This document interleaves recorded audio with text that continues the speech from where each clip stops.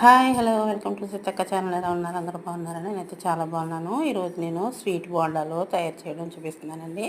దానికి కావాల్సింది ఒక కప్పుతో కప్పులు నేను బెల్లం తీసుకున్నాను, మెత్తగా తురుగుకునే తీసుకున్నాను. దాంట్లో ఒక హాఫ్ గ్లాసు వాటర్ పోసి కరిగించుకుంటున్నాను. గ్లాస్ నిండా పోయలేదండి, హాఫ్ వేసుకున్నాను. ఏ విధమైన పాకం అవసరం లేదు, మనకి కరిగితే సరిపోతుంది. కరిగి కొంచెం మరిగిపోయాక దాన్ని మనం ఉడకపెట్టుకుందామండి. వడపోసుకుంటే దాంట్లో మట్టి అది ఉంటే పోతుంది. అలా వడపోసుకున్నాను అనమాట. ఉడకపెట్టింది బాగా చల్లారిపోవాలి. చల్లారాక మనం దానికి ఒక కప్పుతో కప్పుడు నేను గోధుమ పిండి తీసుకున్నానండి.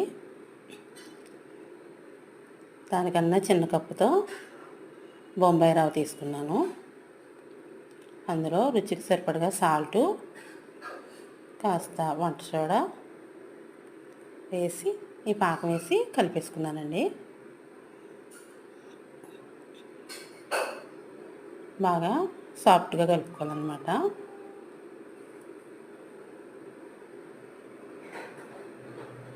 అలా బాగా కలిపేసుకుని ఒక గంట పాటు పక్కన పెట్టేసుకుందామండి. దాన్ని ఒక గంట నానాలన్నమాట. బొంబాయి రవ్వ వేసాం కదా, నానాలి. మూత పెట్టేసి పక్కన పెట్టేసుకుంటానండి.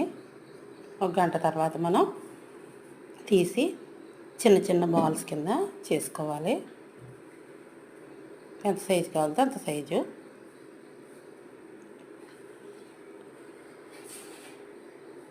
బాగా నానిందండి పిండి. చేతికి కొంచెం ఆయిల్ అప్లై చేసుకుని చిన్న చిన్న వంటల కింద చేసుకుందాం. చాలా బాగున్నాయండి, గుల్లగా వచ్చినాయి.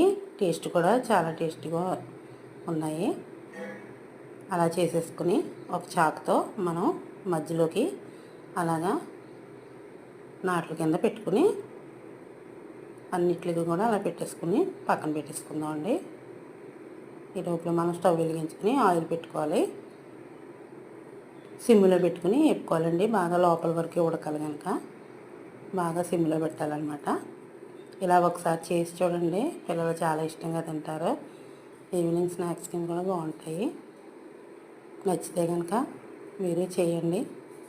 చేసి ఎలా కుదిరిందో నాకు కామెంట్ పెట్టండి.